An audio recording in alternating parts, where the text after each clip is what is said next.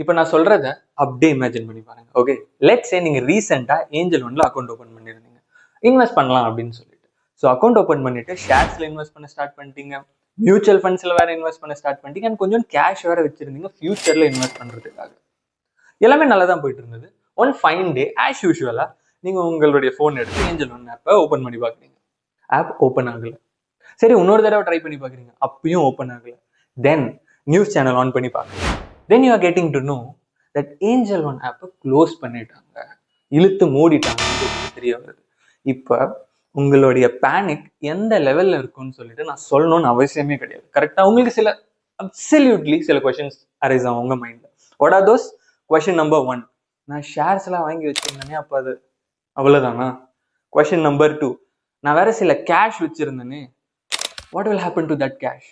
Let's say நீங்க 5 lakhs வச்சிருந்தீங்க, what will happen to that? Let's say நீங்க stocks வாங்கி வச்சிருந்தீங்க worth 10 lakhs, what will happen to that? Everything is gone. இந்த வீடியோல கிளியரா what will happen in that case, கிளியரா step by step, even the stock மார்க்கெட்டுக்கு நீங்க நியூவா இருந்தா கூட you will completely understand what will happen in those scenarios. Okay, let's begin. நம்மளுடைய questions எல்லாம் நம்ம ஆன்சர் பண்றதுக்கு முன்னாடி ஒரு பேசிக்கான திங்க நான் உங்களுக்கு எக்ஸ்பிளைன் பண்ணிட்டு we'll move on to those questions. ஓகேவா? லெட்ஸ் சே நீங்க ஏஞ்சல் ஒன்னோடையோ, அப்ஸ்டாக்ஸ் ஓடையோ, ஜெரோதாவோடையோ இல்லை ஏதோ ஒரு புரோக்கரோட நீங்க அக்கௌண்ட் ஓப்பன் பண்றீங்கன்னு வச்சுக்கலாம். ஃபார் எக்ஸாம்பிள், ஓகே, நீங்க அக்கௌண்ட் ஓப்பன் பண்றீங்க அப்படின்னா you have to understand that you are opening 2 accounts. நீங்க 2 அக்கௌண்ட் ஓப்பன் பண்றீங்க. நான் என்ன சொல்ல ட்ரை பண்றேன் அப்படின்னா, லெட்ஸ் நீங்க வந்து ஏஞ்சல் ஒன்னோட அக்கௌண்ட் ஓபன் பண்றீங்கன்னு வச்சுக்கோங்க. You are opening 2 accounts, 2 account open பண்றீங்க. ஒன்னு ட்ரேடிங் அக்கௌண்ட், இன்னொன்னு டிமெட் அக்கௌண்ட் அப்படின்னு சொல்லுவாங்க. அப்படின்னா என்ன அப்படின்னா, ட்ரேடிங் அக்கௌண்ட் நீங்க போய் ஷேர்ஸை பை பண்றீங்க, செல் பண்றீங்கல்ல, எப்படி உங்களால பண்ண முடியுது? Because of this account, trading account. நீங்க வாங்குற ஷேர்ஸ் எல்லாம் ஒரு இடத்துல போய் ஸ்டோர் ஆகுது இல்ல, டிஜிட்டல் லாக்கர், அது பேரு தான் டிமெட் அக்கௌண்ட். ஸோ நீங்க எந்த புரோக்கர்னா இருக்கட்டும், let's say angel one, Zerodha, Upstox, what ever it is, அவங்களோட நீங்க அக்கௌண்ட் ஓபன் பண்றீங்க அப்படின்னா நீங்க 2 அக்கௌண்ட் ஓபன் பண்றீங்க. ஸோ அதுக்கு அதோடைய பேர் என்ன சொல்லுவாங்க?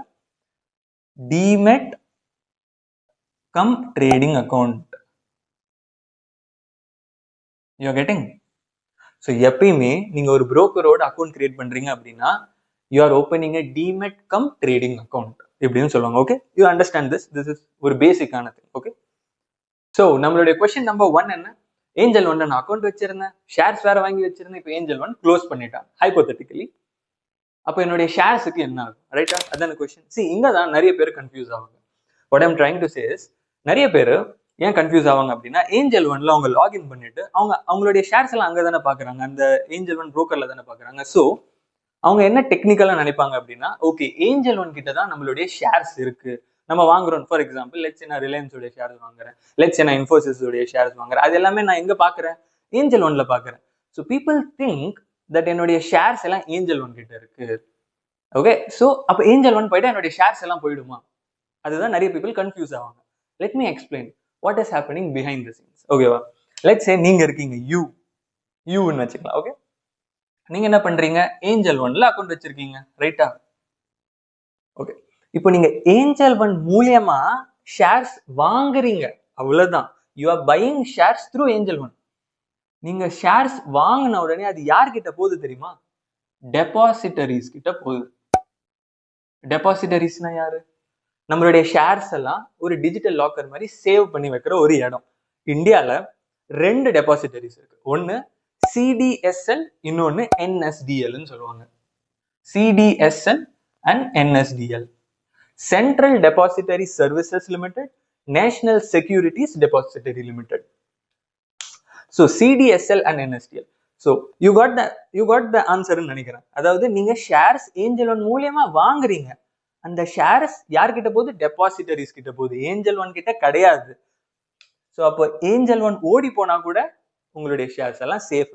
ஏன் சேஃப்? பிகாஸ் உங்களுடைய ஷேர்ஸ் தான் டெபாசிட்டரிஸ் கிட்ட இருக்கு, CDSL NSDL கிட்ட இருக்கு. ஸோ அப்போ broker angel one, Upstox, what ever it is, எக்ஸாம்பிளுக்கு நான் ஏஞ்சல் ஒன் எடுத்தேன், அப்போ angel one, Upstox, what ever it is, அப்போ அவங்க க்ளோஸ் பண்ணிட்டாங்கன்னா நம்மளுடைய ஷேர்ஸ் எல்லாம் சேஃப் தான். ஏன் சேஃப்? அதெல்லாம் அவங்க டெபாசிட்டரிஸ் கிட்ட இருக்கு, சிடிஎஸ்எல் அண்ட் என்எஸ்டிஎல் கிட்ட இருக்கு, ரைட்? அண்ட் இது are regulated by SEBI. SEBI யாரு? Securities and exchange board of India. நான் லாஸ்ட் வீடியோல எக்ஸ்பிளைன் பண்ணிருக்கேன். அதாவது இந்தியாவில் ஸ்டாக் மார்க்கெட்டை ரெகுலேட் பண்றவங்க தான் செபி, கரெக்டா? ஸோ பை நவ் உங்களுக்கு புரிஞ்சிருக்கும் தட் ஓகே, நான் அக்கௌண்ட் வச்சிருக்கேன், let's Upstox, angel one, Zerodha, whatever it is, அவங்க ஒரு மிடில் மேனா தான் ஆக்ட் பண்றாங்க எனக்கும் டெபாசிட்டரிஸ்க்கும். நான் வாங்குற ஷேர்ஸ் தான் புரோக்கர் மூலியமா, லெட்ஸ் நான் அப்ஸ்டாக்ஸ் அக்கௌண்ட் வச்சிருக்கேன்னு வச்சுக்கலாம், ஏஞ்சல் ஒன் அக்கௌண்ட் வச்சிருக்கேன்னா நான் ஏஞ்சல் ஒன் அப்ஸ்டாக்ஸ் மூலியமா ஷேர்ஸ் வாங்குறேன். அந்த ஷேர்ஸ் டெபாசிட்டரிஸ் கிட்ட போகுது. ஸோ ஏஞ்சல் ஒன்னும் அப்ஸ்டாக்ஸோ இழுத்து மூடினா கூட என் share safe. You got it? And these are regulated by SEBI. SEBI யாரு? மார்க்கெட்டை ரெகுலேட் பண்ற ஒரு கேப்டன் மாதிரின்னு வச்சுக்கோங்க. So your shares are safe. Let's move to question number 2. இப்போ உங்களுக்கு ஒரு क्वेश्चन வரணுமே, அதாவது நான் ஷேர்ஸ் வாங்கி வச்சிருந்தேன், லெட்ஸ் சே நான் வந்து ரிலையன்ஸ்ல இன்வெஸ்ட் பண்ணியிருந்தேன், அல்ல இன்ஃபோசிஸ்ல இன்வெஸ்ட் பண்ணி வச்சிருந்தேன்னு வச்சுக்கோங்க. அதெல்லாம் நீ சொல்லிட்டா ஓகே, அது வந்து டெபாசிட்டரிஸ் கிட்ட இருக்கு, ஏஞ்சல் ஒன் க்ளோஸ் பண்ணிட்டாங்க. இப்போ உங்களுக்கு ஒரு क्वेश्चन வரும், சரி அப்போ என் ஷேர்ஸ் எல்லாம் இவங்க கிட்ட இருக்கு, ஓகே, இவங்க ஏஞ்சல் ஒன் மூலியமா தான் அந்த ஷேர்ஸ் எல்லாம் நான் பார்த்துட்டு இருந்தேன், வாங்கினேன், வித்தேன், எல்லாமே நான் ஏஞ்சல் ஒன் மூலியமா தான் பண்ணிட்டு இருந்தேன். இப்போ ஏஞ்சல் ஒன்னே க்ளோஸ் பண்ணிட்டாங்களே, இப்போ இந்த ஷேர்ஸை நான் எப்படி ஆக்சஸ் பண்றது? இப்போ என்னோட இன்ஃபோசிஸ் உடைய ஷேர் இவங்க கிட்ட இருக்கு, நான் எப்படி ஆக்சஸ் பண்றது? குட் क्वेश्चनல. சி அதுக்கும் ஒரு வழி இருக்கு, ரொம்ப சிம்பிள். இப்போ நீங்க என்ன பண்ணுவீங்க அப்படின்னா, சிம்பிள், ஏஞ்சல் ஒன் க்ளோஸ் ஆயிடுச்சுல, நீங்க டைரக்டா இன்னொரு ஒரு broker, let's say Zerodha or let's say அப்ஸ்டாக்ஸ்ல போலாமா, அப்ஸ்டாக்ஸ்ல போயிட்டு நீங்க அக்கௌண்ட் ஓபன் பண்ணுவீங்க, அப்ஸ்டாக்ஸ்ல அக்கௌண்ட் ஓபன் பண்ணுவீங்க. அப்ஸ்டாக்ஸ்ல அக்கௌண்ட் ஓபன் பண்ணிட்டு நீங்க என்ன கேட்பீங்க, அப்ஸ்டாக்ஸ் கிட்ட என்னுடைய ஓல்டு சிடிஎஸ்எல் அண்ட் என்எஸ்டிஎல் அக்கௌண்டோட இந்த டிமெட் அக்கௌண்ட்டை லிங்க் பண்ணிருங்க அப்படின்னு சொல்லுவாங்க.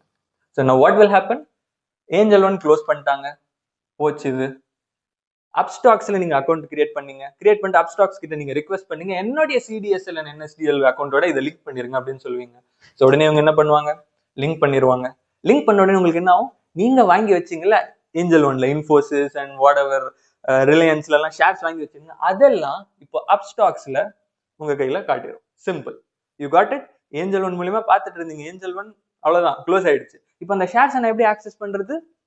இன்னொரு ஒரு டிமெட் அக்கௌண்ட் ஓபன் பண்ணுங்க, அப்ஸ்டாக்ஸ்ல ரிக்வெஸ்ட் பண்ணுங்க, இந்த அக்கௌண்டோட கனெக்ட் பண்ணுங்கன்னு சொல்லிட்டு அவங்க கனெக்ட் பண்ணிடுவாங்க. உங்களுடைய ஷேர்ஸ் எல்லாமே சர்ன்னு இதுல ரிஃப்ளெக்ட் ஆயிடும். Now your problem is solved. You got it? I guess you understood very important concepts. I hope இதுக்கப்புறம் ஃபியர் இருக்காதுன்னு நினைக்கிறேன். I know இன்னும் ஒரு क्वेश्चन பாக்கி இருக்கு, அதுல கவர். உங்களுடைய ஃபைனல் क्वेश्चन என்ன இருந்தது? ஏஞ்சல் ஒன்ல நான் அக்கௌண்ட் வச்சிருந்தேன், நான் வேற கொஞ்சோண்டு கேஷ் வச்சிருந்தேன், லெட்ஸ் சே 5 lakhs வச்சிருந்தேன் ஃபியூச்சர்ல இன்வெஸ்ட் பண்றதுக்காக. இப்போ வேற அந்த அக்கௌண்ட்டை வேற இழுத்து மூடிட்டாங்க, இப்போ அந்த அமௌண்ட்டுக்கு என்ன ஆகும்? This was our last question, கரெக்டா? அதையும் நான் எக்ஸ்பிளைன் பண்றேன். நான் ஏஞ்சல் ஒன்ல அக்கௌண்ட் வச்சிருந்தேன், 5 lakhs வச்சிருந்தேன், இவங்க வேற இழுத்து மூடிட்டாங்க. Now what will happen to my money? கரெக்டா? சி சிம்பிள்ங்க. இந்தியால புரோக்கர்ஸ் ஆர் ரெகுலேட்டட் பை, யார் ரெகுலேட் பண்றாங்க? நான் சொன்னேன்ல, செபி ரெகுலேட் பண்றாங்க, கரெக்டா? செபி கிட்ட there is something called IPF. What is IPF? Investor Protection Fund அப்படின்னு ஒண்ணு இருக்கு. This ensures that உங்களுடைய புரோக்கர் டிஃபால்ட் பண்ணிட்டாங்கன்னு வச்சுக்கலாம், இல்ல இழுத்து மூடிட்டாங்கன்னா, இந்த இன்வெஸ்டர் ப்ரொடெக்ஷன் ஃபண்ட் என்ன சொல்லுது அப்படின்னா, இன்வெஸ்டர் கிட்ட நீங்க கம்ப்ளைண்ட் ரைஸ் பண்ணுங்க அண்ட் செபி உங்களுக்கு காம்பன்சேட் பண்ணும். You got it? நவ் எவ்வளவு காம்பன்சேட் பண்ணும்? கரெக்ட் தானே? So as per SEBI recent update, நீங்க 35 lakhs வரைக்கும் கிளைம் பண்ணலாம் செபி கிட்ட. உங்களுடைய புரோக்கர் டிஃபால்ட் பண்ணிட்டாலும் இல்ல இழுத்து மூடிட்டாலும் உங்களுடைய அமௌண்ட் நீங்க வந்துட்டு செபி கிட்ட ஒரு கம்ப்ளைண்ட் ரைஸ் பண்ணீங்க அப்படின்னா அப் டு 35 lakhs வரைக்கும் நீங்க காம்பன்சேஷன் கிளைம் பண்ணலாம் அண்ட் செபி உங்களுக்கு அந்த அமௌண்ட்டை ரிட்டர்ன் பண்ணும். ஸோ ஆல்வேஸ் நீங்க ஒரு அக்கௌண்ட் ஓபன் பண்றீங்க ஒரு புரோக்கரோடனா, உங்க மைண்ட்ல முதல்ல என்ன வரணும், லெட்ஸ் சே ஏஞ்சல் ஒன்னா இருக்கட்டும், அப்ஸ்டாக்ஸா இருக்கட்டும், ஜெரோதாவா இருக்கட்டும், எக்ஸெட்ரா, வாட்எவர் இட் இஸ், நீங்க அக்கௌண்ட் ஓபன் பண்றீங்கன்னா அந்த பர்டிகுலர் புரோக்கர் செபி ரெஜிஸ்டர்டா அப்படின்னு முதல்ல செக் பண்ணுங்க. ஓகேவா? நீங்க கூகுள்ல சர்ச் பண்றீங்கன்னு வச்சுக்கோங்க, ஏஞ்சல் ஒன் செபி ரெஜிஸ்டர்டான்னு செக் பண்ணுங்க, வரும். Zerodha and whatever it is Upstox SEBI ரெஜிஸ்டர்டான்னு செக் பண்ணுங்க, you will get to know அது செபி ரெஜிஸ்டர்ட். அப்படி அது செபி ரெஜிஸ்டர்டா இருந்தா மட்டும் அந்த புரோக்கரோட நீங்க அக்கௌண்ட் ஓபன் பண்ணுங்க. வை? அப்பதான் அந்த பர்டிகுலர் புரோக்கர் டிஃபால்ட் பண்ணாலும் சரி க்ளோஸ் பண்ணாலும் சரி உங்களுக்கு செபி சைட்ல இருந்து கைடன்ஸ் வரும். இந்த மாதிரி சில அன்ஃபோர்சீன் ஆக்டிவிட்டிஸ் நடக்கும்போது, அண்ட் மோஸ்ட்லி செபி ரெகுலேட் பண்றாங்க அப்படின்னாவே இந்த மாதிரி நான் ஹைப்போதட்டிக்கலா தான் ஃபுல் வீடியோல சொல்லி ஏஞ்சல் ஒன் க்ளோஸ் பண்ணிட்டாங்க அப்படின்னா that won't happen, let it be Upstox or Zerodha. So SEBI regulate பண்றாங்கனாவே உங்களுக்கு ஒரு ப்ரொடெக்ஷன் இருக்கு, because they always look for investor protection. Okay, this is very important. And by now உங்களுக்கு எல்லா கொஷின்ஸும் புரிஞ்சுட்டு இருக்கும்னு நினைக்கிறேன். ஷேர்ஸ் வாங்கி வச்சிருந்தீங்க, broker க்ளோஸ் பண்ணிட்டாங்கன்னா your shares are safe. Cash வச்சிருந்தீங்க, ட்ரேட் பண்ணலாம், இல்லை நான் இன்வெஸ்ட் பண்ணலாம், சில கேஷ் வச்சிருந்தேன்னா அதுவும் I guess you would have got to know about this IPF. புரிஞ்சிருக்கும்னு நினைக்கிறேன். So I guess there is no more fears. So start investing, brother. ஃபியூச்சர்ல நீங்க ரிக்ரெட் பண்ணாம இருக்கணும் அப்படின்னா I guess the best smartest decision you can make is start investing today. Because there is a famous quote, கரெக்டா, Chinese ப்ராவர்ப்னு நினைக்கிறேன். The best time to plant a tree was 20 years ago and the second best time is now. இது வரைக்கும் நீங்க investment பண்ண ஸ்டார்ட்டே பண்ணல அப்படின்னா what is the best time? Now is the best time. So start investing. Okay, and if you have any other questions, comments la enakku solunga. And with that, signing off from you all.